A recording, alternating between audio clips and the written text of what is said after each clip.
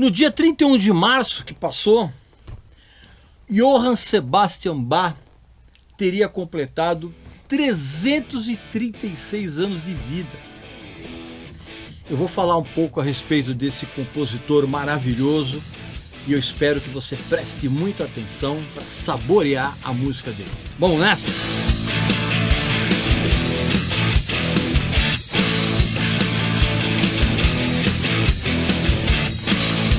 Bom, você que lava o vinil também no chuveiro, igual que o Regis Tadeu, quero te recomendar esse tocadiscos da Audio-Técnica e essas caixas que são da Edifier são perfeitas para o que você está buscando. Sabe por quê? Porque essas caixas também são Bluetooth. Você pode colocar no seu celular, você pode levar para onde você quiser. E o melhor, eu falei com os donos da empresa para que te desse um desconto exclusivo, só aqui no Regis Tadeu Indica. Então não vai perder a oportunidade, né? Lava teu vinil e leva um produto de altíssima qualidade. Clicando no link aqui embaixo, você vai ter um grande desconto. Mas se você colocar Regis Tadeu Indica, você vai ter o melhor desconto da internet. É com você agora. Meu amigo e minha amiga, como eu falei, dia 31 de março passado, um dos maiores compositores de música erudita de todos os tempos teria completado 336 anos de idade. Claro, isso é impossível, né? Mas, enfim. E antes de começar a falar a respeito dele, claro que você vai fazer sua inscrição aqui no canal, que você já sabe muito bem como faz.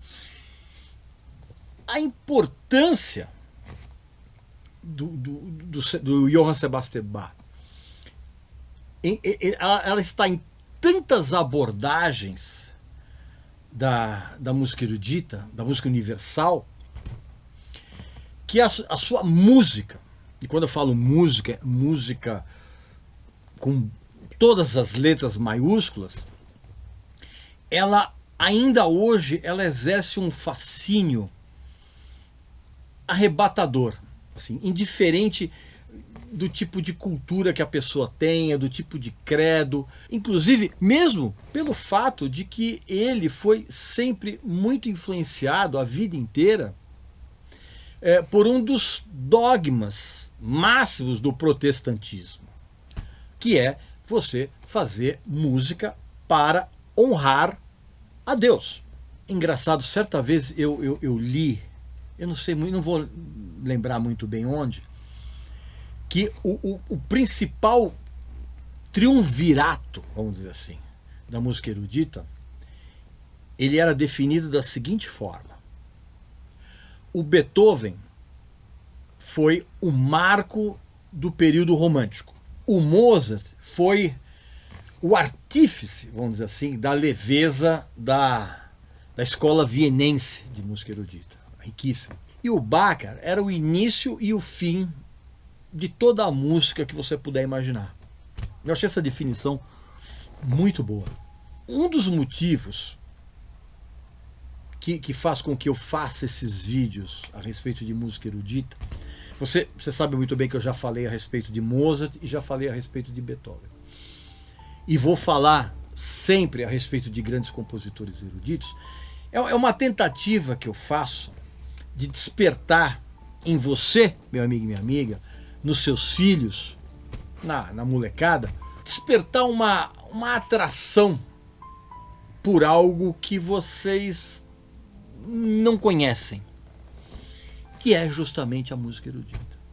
Eu li um monte de comentários de gente que assistiu aos meus vídeos a respeito do Mozart e do Beethoven e que me deixaram muito feliz, cara, porque as pessoas dizem que assim, a partir do momento que elas assistiram a esses meus vídeos, eles agregaram aos seus respectivos cotidianos a música desses compositores. Ou seja, todo mundo assistiu, todo mundo não, né? Muita gente assistiu os vídeos, cara, e passou a ouvir esses compositores, Mozart e Beethoven. E eu espero que façam a mesma coisa com Bach. E isso assim é uma coisa muito legal, isso me deixou muito feliz e muito entusiasmado para, de tempos em tempos, trazer vídeos a respeito desses grandes compositores. De uma certa forma eu quero contribuir de uma maneira mínima com um pequeno conhecimento prévio para que essa música erudita ela jamais entre num declínio sem volta.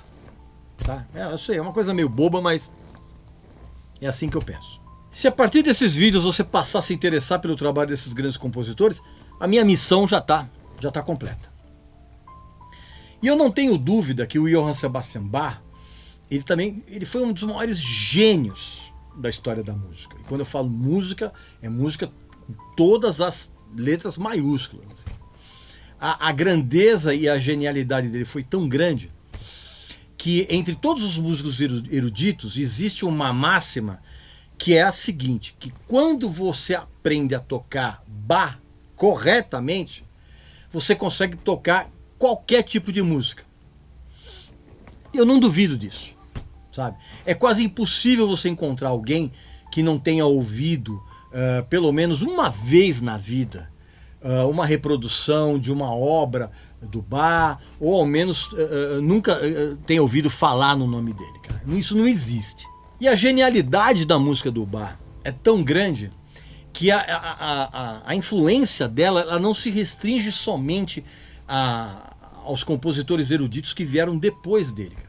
Você consegue identificar esse tipo de influência, por exemplo, no jazz. Você pega, por exemplo, discos do Dave Brubeck e da Nina Simone, por exemplo, e até mesmo do Keith Jarrett. O Keith Jarrett, por exemplo, ele gravou 2 discos inteiros só com aquele famosíssimo, que a gente chama aqui no Brasil de cravo bem temperado, mas o título original é Well Tempered Clavier. E você encontra também essa influência até mesmo na música pop. E é curioso, cara, que o Bach, ele tinha uma genialidade tão absurda que até mesmo o Beethoven, que era um cara muito raivoso, que não tinha senso de humor, assim, zero. O Beethoven, reza a lenda que num momento de raríssimo bom humor, ele fez um trocadilho com o Bach, né? Porque Bach em alemão é riacho. E ele, dizem os especialistas em música erudita, que certa vez o Beethoven ele falou que o Bach, ele na verdade ele deveria se chamar Ozean, porque Ozean é oceano em alemão, né? Ele não devia ser um riacho, ele era um oceano, sacou? E o mais impressionante é que durante muito tempo a obra de Bach ela foi relegada a um ostracismo absolutamente inacreditável. O Bach e a obra dele quase foi esquecida após a morte dele, porque naquela época não tinha-se muito essa coisa de você dar valor e cultivar a música erudita antiga, como ocorre nos dias de hoje. O principal responsável por resgatar a obra do Johann Sebastian Bach foi o Felix Mendelssohn, assim, no século XIX. Eu já vou contar essa história para vocês. E ao contrário do Mozart e do Beethoven, cara, a vida do Bach, ela não foi nada bombástica. Então, assim, não daria para se fazer um filme a respeito da vida do Bach. Ele nasceu, por exemplo, numa cidade muito pequena chamada Eisenach, na Alemanha, nasceu em 31 de agosto de 1685. Quer dizer, 31 de agosto pelo calendário gregoriano, né? Bem entendido. E aí, o garoto foi criado como luterano, né? Já que a família dele fazia parte da igreja protestante do Martinho Lutero. Só que a família inteira do Bach era uma família de músicos, né? E ele começou a mexer com música muito jovem. O pai dele era um violinista e também um professor de violino e de viola. E ele tinha como objetivo passar essa herança musical para todos os seus filhos. E isso foi conseguido porque a família Bach, ela existe até hoje. A família inteira, você tem pelo menos uns 27, 28 músicos conhecidos, cara. Da árvore genealógica da família Bach. Só que o Johann Sebastian, ele era o filho caçula. E ele com 9 anos, obviamente que o Johann Sebastian foi o o filho que foi mais além, né? Foi o descendente que foi mais além na música. Aos 9 anos ele já ficou órfão de pai e mãe. E ele foi criado e educado musicalmente por um dos irmãos mais velhos dele, que era o Johann Christoph, que também era violinista como o pai. E aí o Bach, ele passou a adolescência toda dele numa cidade chamada Ohrdruf, onde tinha um famoso instituto de música no liceu ali da cidade. E era, segundo os relatos da época, ele era um garoto muito gente fina, assim, sabe? Era amigo de todo mundo. E ao mesmo tempo, ele tinha aulas de cravo e de órgão em casa com o irmão dele. E ele assimilava, vamos dizer assim, tanto as influências do irmão, cara, como a de um professor que ele tinha na época nesse liceu, que era um músico já celebradíssimo, chamado Johann Pachelbel. E aí, com o passar do tempo, o jovem Bach, ele começou a demonstrar um entusiasmo muito grande para aprender tudo o que era possível das escolas alemãs e italianas de música da época, que eram as que predominavam. Inclusive, as maiores influências dele nessa época foram de um compositor que também era um organista muito famoso, chamado Johann Adam Reinken, e também, evidentemente, do Antônio Vivaldi, que é o famosíssimo Vivaldi. E em pouco tempo, assim, ele já tinha, com 15 anos de idade, ele já estava no coral do liceu e já estava seguindo uma certa tradição alemã também de sair de casa. Naquela época, tinha uma tradição muito antiga que quando você fazia 15 anos, você já tinha que se virar sozinho, longe da família. Então o que aconteceu? Ele deixou o irmão, ele saiu da cidade e ele se mudou para Lüneburg, que é onde ele poderia saciar aquela sede de conhecimento dele. E aí ele se matriculou numa escola muito famosa ali, que é a escola de São Miguel de Lüneburg, na época, né? E lá ele começou a transcrever a obra de autores italianos, alemães, franceses, obras em latim, uma coisa impressionante. E como o Bach ele estudava diariamente, assim, muitas e muitas horas, o que aconteceu, cara? Isso contribuiu enormemente para que ele adquirisse um vasto conhecimento, uma técnica, um domínio técnico, assim, muito grande. E aí, como naquela cidade ela era muito diferente de onde ele tinha morado anteriormente, era uma cidade muito festiva, que tinha uma influência muito grande da cultura francesa na música, na culinária, ele foi ficando mais do que o previsto por lá. E ele acabou trabalhando como cantor, né, em diversos locais, isso quando jovem, né? Até que uma mudança de voz, né, que normalmente ocorre quando você sai da adolescência e entra na juventude, fez com que ele buscasse empregos, vamos dizer assim, no ramo instrumental. Foi quando ele passou a trabalhar como violinista na corte do Johann Ernst, que era o Duque de Weimar. E ele trabalhou também como organista na igreja de São Bonifácio. Foi então que naquele meio tempo todo, ele começou a compor. E aí ele produziu um prelúdio, né, para órgão, batizado como Cristo Jaz nos Braços da Morte, traduzindo. E embora ele fosse muito jovem, o Bach ele já demonstrava uma maestria tamanha que os seus trabalhos começaram a chamar a atenção de todo mundo, né? Até mesmo dos seus professores, dos seus superiores. E todo mundo ficava meio chocado com as transcrições que ele fazia, porque ele fazia algumas alterações, ele dava uma transformada nos temas na hora de interpretar essas peças alheias, assim. E essas mudanças eram espetaculares, mas ao mesmo tempo o pessoal ficava chocado com aquilo, né? Porque era contra a tradição. E de certa forma, o Bach ele nadava contra aquela corrente vamos chamar assim, do politicamente correto da época, né? Naqueles tempos. Tanto que em 1705 ele foi criticado publicamente pelo Conselho Comunal porque ele levou uma mulher para o palco que era destinado somente a homens. E assim, essa mulher era a prima dele, que era a Maria Bárbara Bach, com quem depois ele se casou 2 anos depois, e eles ficaram inclusive 12 anos juntos e tiveram 7 filhos. E eles ficaram juntos até a morte dela, em 1720. Inclusive, ele ficou tão dominado pela tristeza da morte da mulher dele, que ele compôs uma homenagem a ela, linda, chamada Chaconne da Partita número 2. Inclusive eu vou colocar o link aqui embaixo dessa peça, que é lindíssima. Só que essa tristeza dele também durou muito pouco, porque assim, no ano seguinte ele já casou com uma tal de Ana Madalena Walker, e eles tiveram 13 filhos. 13! E aí então, depois disso, ele ficou meio que dominado por um regresso às origens religiosas dele, cara. E ele se mudou para Leipzig, e ele recebeu um cargo de diretor do coro da igreja de São Tomás.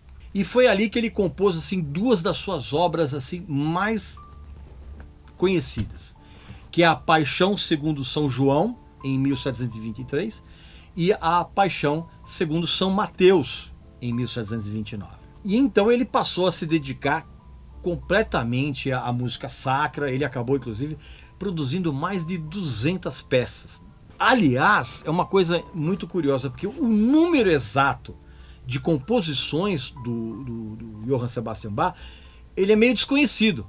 Tem um catálogo oficial dele, né, de numeração das suas obras, que chama BWV. E esse catálogo, ele mostra que o Bach, ele compôs mais de 1000 peças eruditas, cara.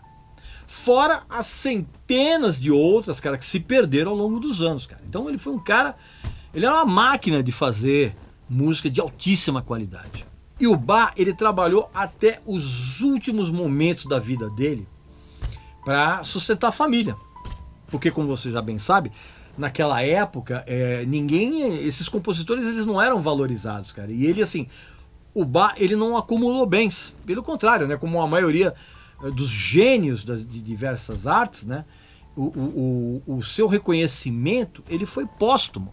Em 8 de julho de 1750, ele fez uma cirurgia de catarata que foi muito mal feita, e ele morreu por conta disso. E até hoje se determina que a era barroca da música erudita terminou com a morte dele. E aí por um tempo, por muito tempo aliás, depois da morte dele, a música do Bach, ela se tornou esquecida. Até que, como eu falei anteriormente, em 1829, o Felix Mendelssohn, ele regeu a Paixão segundo São Mateus. E foi um sucesso tão estrondoso, tão absurdo, que isso acabou resgatando, posteriormente, toda a obra do Bach. E, a partir de então, ele passou a desfrutar de uma consagração póstuma, definitivamente, até os dias atuais. A ponto de começarem a reaparecer em todos os repertórios das grandes orquestras alguma obra dele. Pode reparar, toda grande orquestra sempre tem no seu repertório alguma peça de Bach. E isso transformou, nos dias atuais, não apenas como o maior compositor barroco de todos os tempos, mas também, na minha opinião, o maior compositor da história em geral, não só para mim, cara, para grandes especialistas, assim, juntamente com Beethoven e Mozart.